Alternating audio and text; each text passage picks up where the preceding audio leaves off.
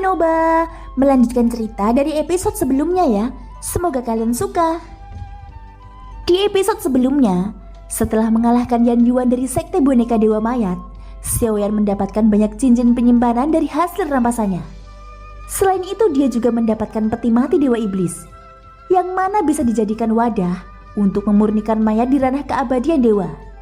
Xiaoyan menggunakan kekuatan jiwanya untuk menghapus segel jiwa yang ditanam Yan Yuan. Setelah itu peti mati Dewa Iblis keluar dari kabut merah dan mengambang di depannya.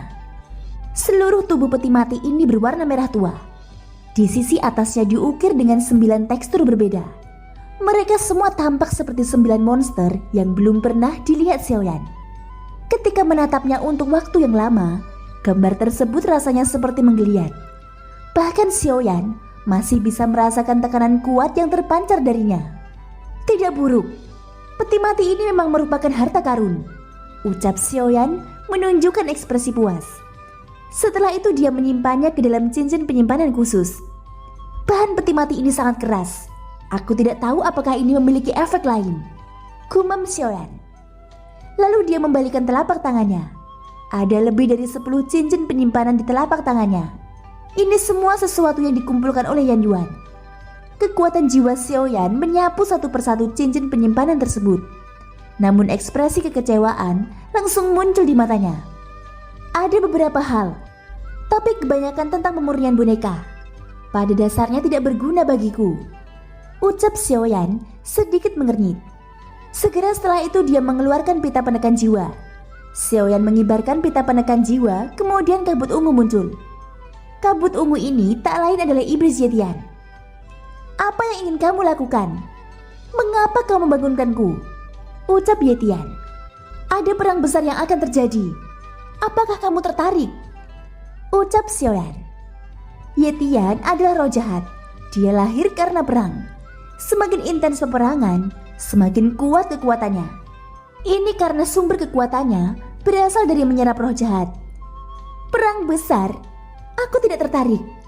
Kamu tidak akan membiarkanku pergi, ucap Yetian berkata dengan marah. Aku bisa berjanji padamu. Setelah perang ini berakhir, aku akan melepaskanmu, ucap Xiaoyan. Aku tidak percaya, jawab Yetian dengan tegas. Mengapa? Tanya Xiaoyan. Aku tidak percaya karena aku tidak percaya. Katakan padaku, sudah berapa lama kamu menahanku di sini? Ucap Yetian. Tidak lama, kurang lebih hanya beberapa ratus tahun. Bagaimana? Apakah kamu bersedia dengan tawaran ini? Jika kamu tidak mau, aku hanya bisa mengurungmu seterusnya ke dalam pita penekan jiwa, ucap Xiaoyan. Biarkan aku berpikir dulu, ucap Yetian. Ini satu-satunya peluangmu untuk bebas. Lagi pula apakah kamu tidak ingin membunuh seseorang? Bunuh orang seperti Rami. Menyerap roh jahat yang tak terhitung jumlahnya, itu dapat membawamu kembali ke puncaknya. Tidakkah kamu menginginkan perasaan menyenangkan dan menyegarkan ini? Ucap Xiaoyan. Kedengarannya cukup menggoda. Tapi untuk manusia tercela sepertimu, bagaimana aku bisa percaya? Ucap Yetian. Tidak perlu ragu, aku sudah mengatakannya. Aku akan membiarkanmu pergi setelah perang ini selesai, ucap Xiaoyan. Perang apa? Tanya Yetian. Perang dunia. Taisu menyerang Sensi. Aku ingin memenangkan pertempuran ini, ucap Xiaoyan. Perang dunia? Jika itu perang dunia, maka aku setuju. Tapi ingat, kamu tidak bisa menarik kembali kata-katamu. Jika kamu memenangkan perang ini, kamu harus melepaskanku, ucap Yetian. Sepakat, ucap Xiaoyan menganggukkan kepalanya dan berkata dengan serius. Aku mencium bahwa tempat ini dipenuhi dengan roh jahat. Mari kita lihat apakah kita bisa mulai dari sini, ucap Yetian. Kamu tidak ingin melarikan diri kan? Ucap Xiaoyan mengangkat alisnya. Cih, manusia tercela. Aku bukan kamu. Dan esensiku masih di dalam pita sialanmu ini. Di mana aku bisa melarikan diri? Cukup beritahu aku ketika kamu ingin pergi, ucap Yetian.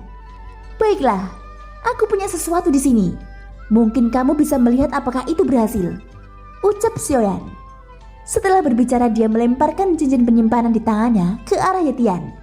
Cincin penyimpanan menghilang ke dalam awan ungu dan hitam. Ye Tian tidak memiliki wujud tubuh. Xiaoyan juga merasa aneh saat melihatnya. Kenapa dia sepertinya sedang berbicara dengan awan? Ucap Ling Bao yang menyaksikan adegan ini dari kejauhan. Dia merasa sangat aneh. Jin Dongming memandangi awan ungu dan hitam. Setelah itu dia berkata, "Itu adalah roh jahat yang sangat kuat." Ucap Jin Dongming berkata dengan suara rendah. Dia merasakan nafas kuat yang terus-menerus keluar dari awan ungu dan hitam. "Roh jahat? Kenapa aku tidak merasakannya?" Ucap Ling Bao berkata dengan ragu. Roh jahat ini sesuatu yang terakumulasi dari banyak kematian seseorang, dan pada akhirnya melahirkan kebijaksanaannya sendiri. Keberadaan seperti ini sangat jahat. Aku tidak menyangka dia bisa ditaklukkan, ucap Jin Dongming. Sepertinya dia mengetahui sesuatu tentang hal itu.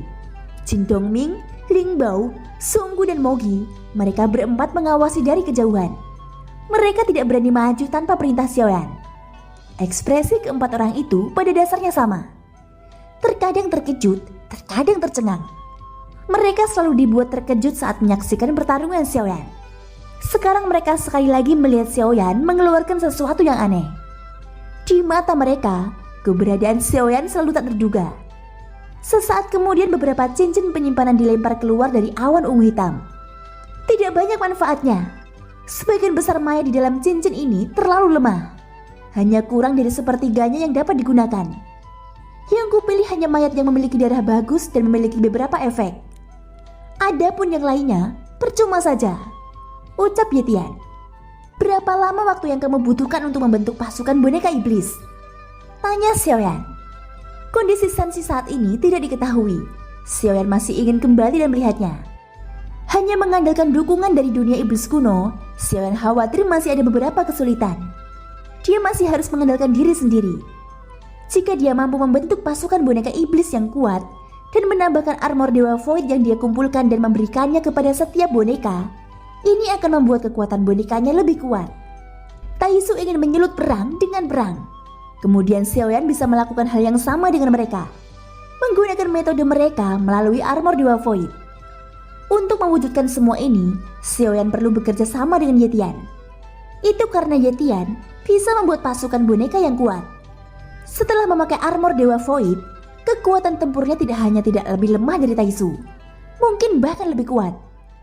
Pada saat ini Ye Tian mengeluarkan mayat yang ia pilih dari cincin penyimpanan. Semua mayat ini membeku dan menggantung di depan awan ungu hitam. Tapi pada akhirnya Ye Tian hanya memilih kurang dari 10. Bahkan tidak sampai sepertiganya. Meski banyak mayat, tapi kebanyakan dari mereka terlalu lemah, atau kerusakannya terlalu serius. Untuk menjadi pasukan boneka iblisku, setiap orang harus menjadi elit, ucap Ye Tian. Ia hanya memilih 10 mayat ini. 2 di antaranya adalah binatang buas dan makhluk kehampaan. Terserah kamu untuk memutuskan, ucap Xiaoyan. Dia tidak keberatan. Semakin kuat pasukan boneka iblis yang diciptakan oleh Ye Tian, maka semakin baik bagi Xiaoyan. Dalam hidupku, kamu adalah satu-satunya orang yang aku benci. Tanpa diduga suatu hari nanti akan terjadi sebuah kerjasama dengan manusia paling hina di dunia. Sungguh luar biasa, ucap Ye Tian.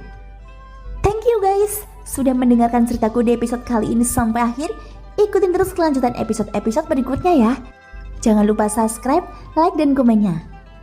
Semoga hari kalian menyenangkan. Sampai jumpa dan bye-bye.